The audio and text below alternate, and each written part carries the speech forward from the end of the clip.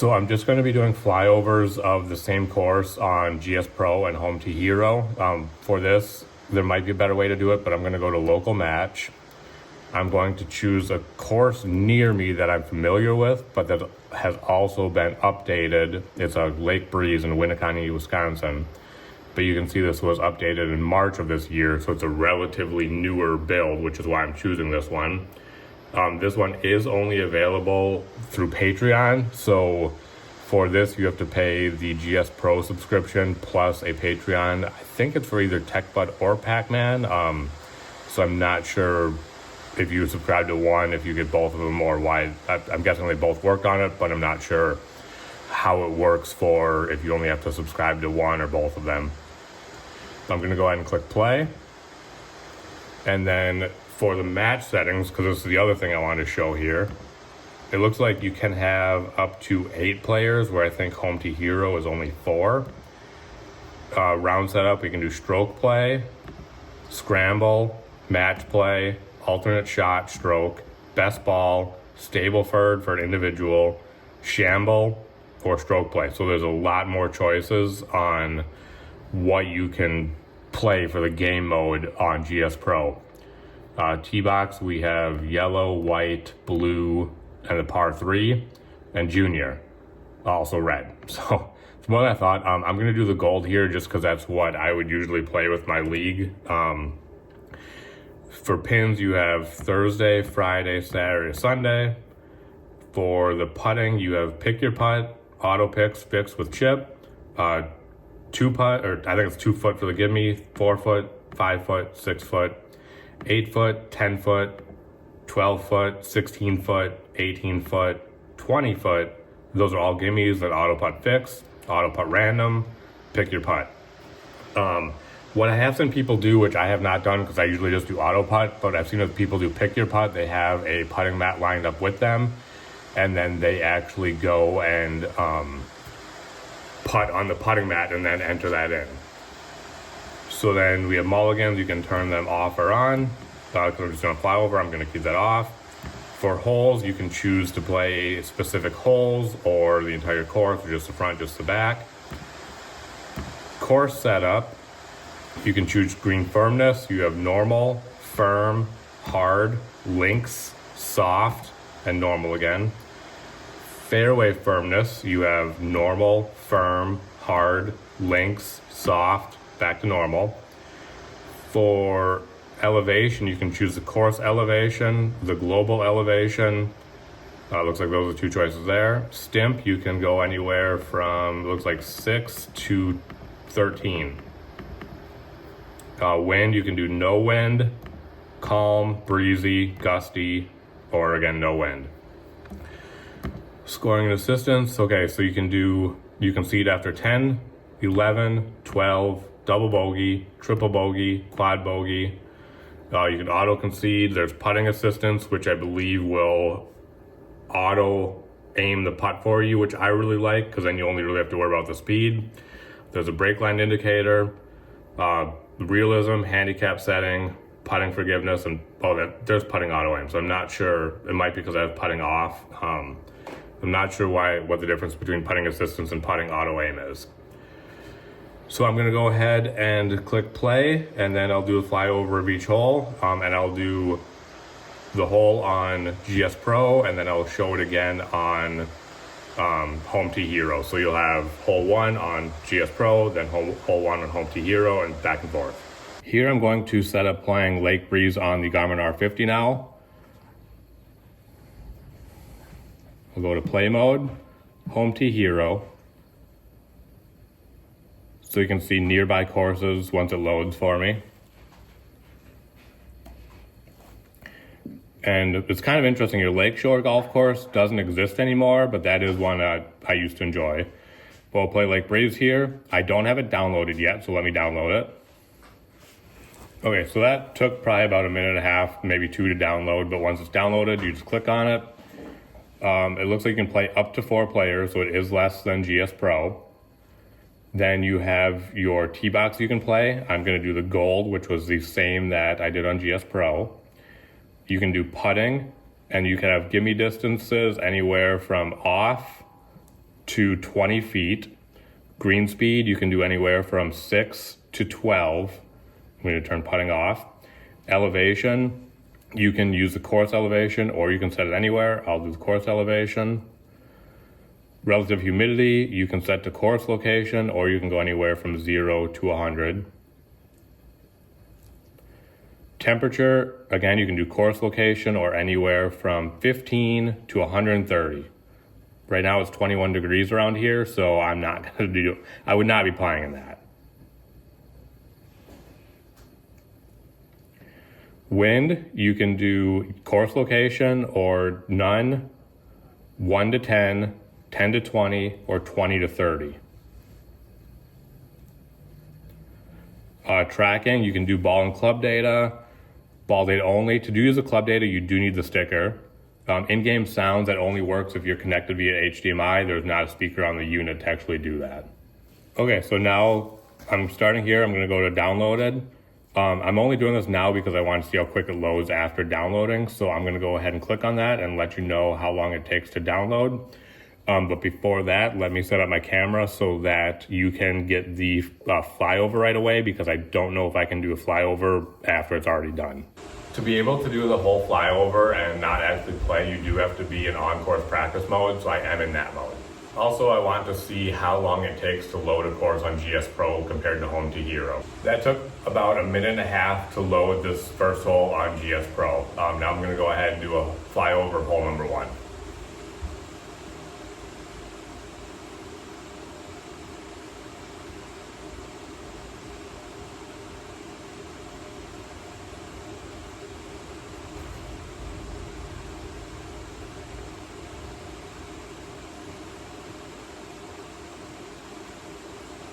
This hole looks really good, and from this tee, those trees on the left there are kind of in my line unless you can hit a draw, so I think that's very accurate. I did like too, in the pond, there was kind of some like algae and stuff there. That is pretty accurate too, so I did like that. That was good attention to detail there.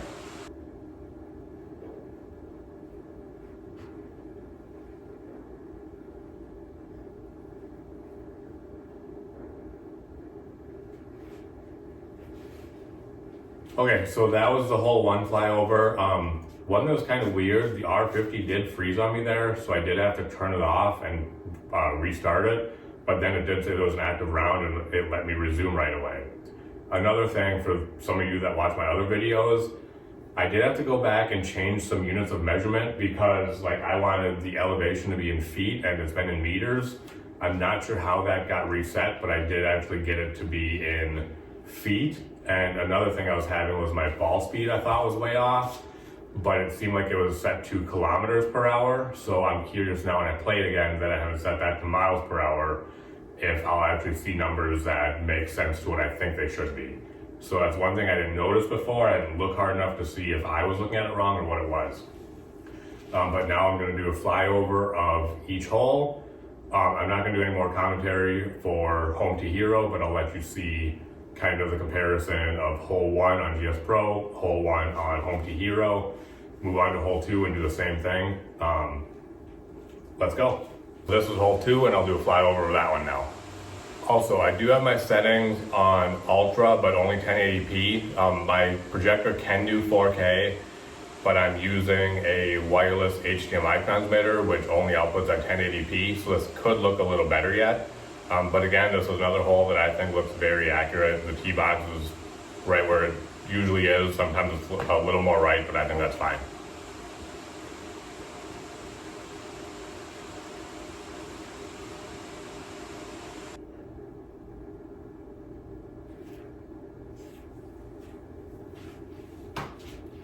I do really like how fast that switched from hole 2 to hole 3 when I just did the next hole. Here's the flyover of hole 3.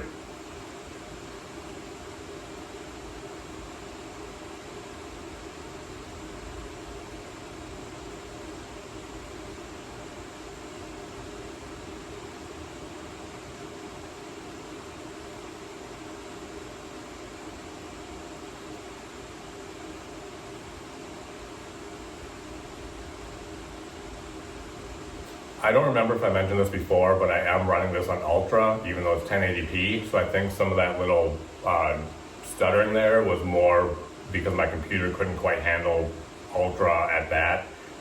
Normally when I'm playing, it's fine. I don't really see that like stuttering or anything, so I wouldn't worry about that.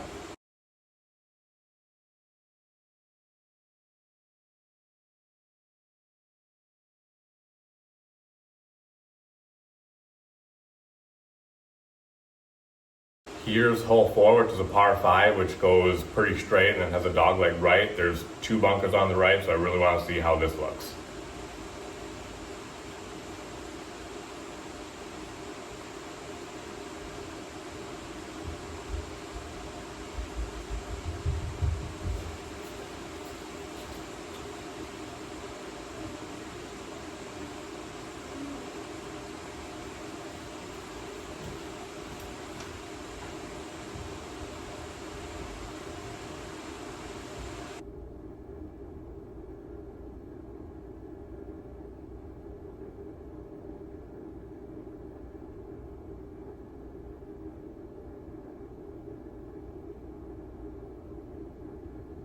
So here will be the flyover for hole number 5.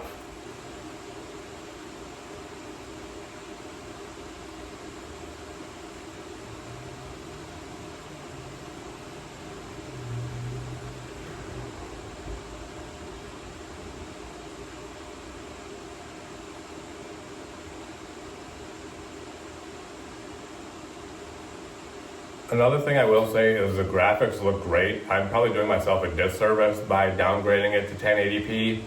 It's definitely a very realistic look to it with the colors of the grass, kind of the height of the rough there. The graphics on GSPro I've always enjoyed.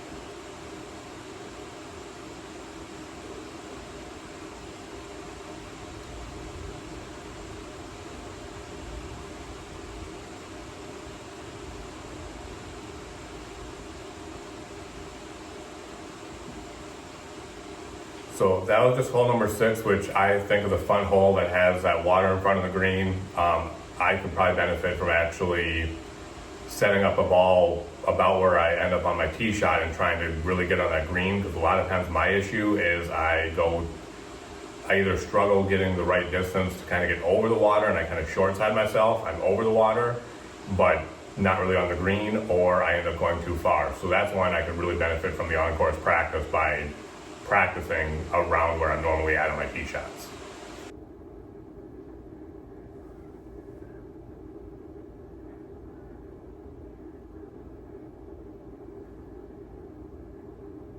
Here's hole number 7.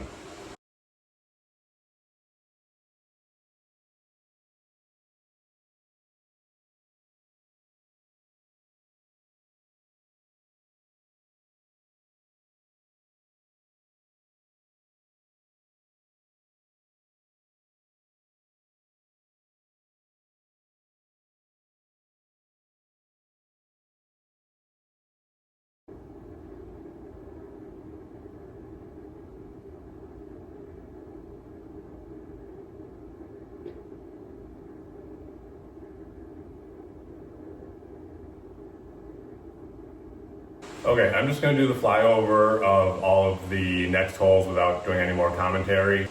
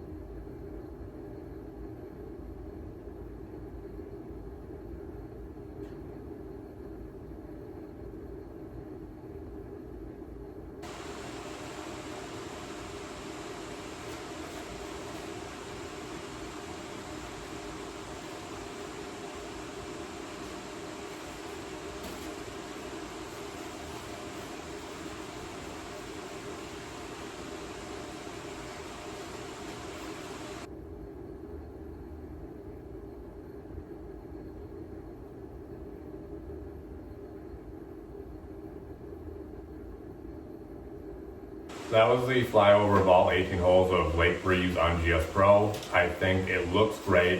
It has a lot of extra details that I don't think Home T Hero has, like the clubhouse, the parking lots, the roads, buildings. So there's a lot of extra detail that I think adds to the realism. And I would have no issues playing this to prepare to play Lake Breeze if I needed to. I just finished the flyover of all 18 holes of Lake Breeze in Winneconne, Wisconsin on GSPro and also on Home T Hero on the Garmin R50. One thing that is a pro to GSPro is you have a lot more devices you can play it with.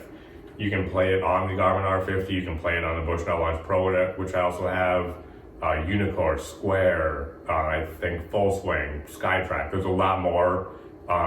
Depending on your device, you may need to pay an additional fee in addition to the GSPro fee, which is $250 a year.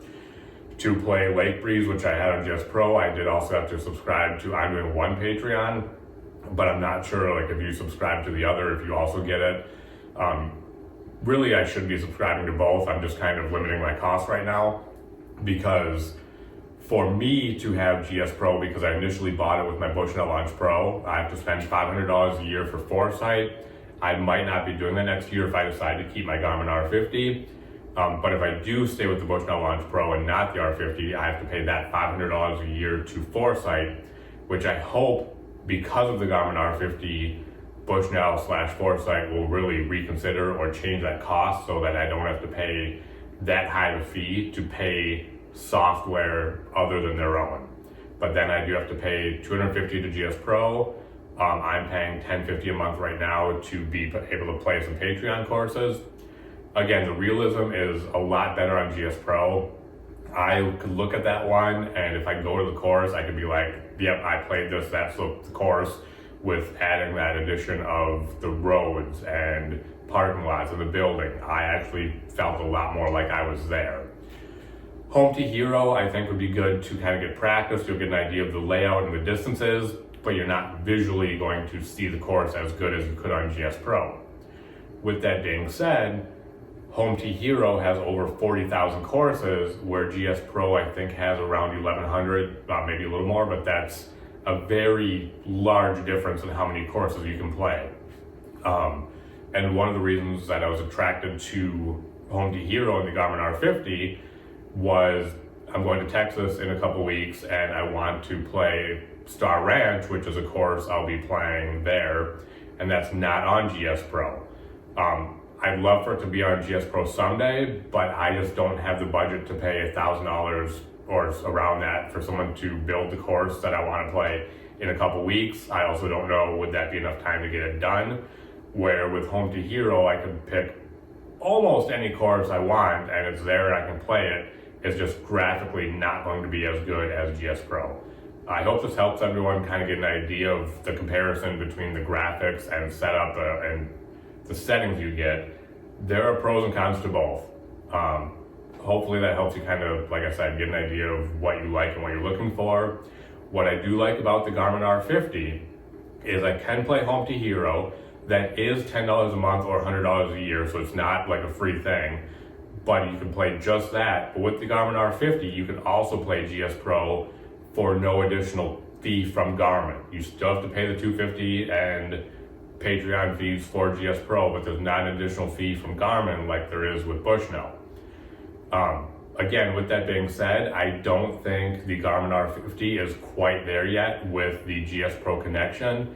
So as of right now, I prefer to play GSPro with my Bushnell Launch Pro, but Home T Hero, especially this version, you can only play with the Garmin R50.